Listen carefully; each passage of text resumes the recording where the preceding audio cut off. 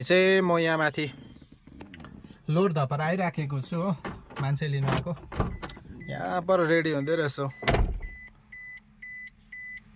गाडी आएको थाहा पाएर आउँदैछ। यहाँ पर मेरो पेसेन्जर चाहिँ घर फर्केको जस्तो छ, दुईजना भन्दै थिए, एक्लै आउँदैछ फेरि माथि लोड धपर ऊपर आउँदैछ झोला बोकेर। अकेले दो आदमी एक किधर है? आइए ना,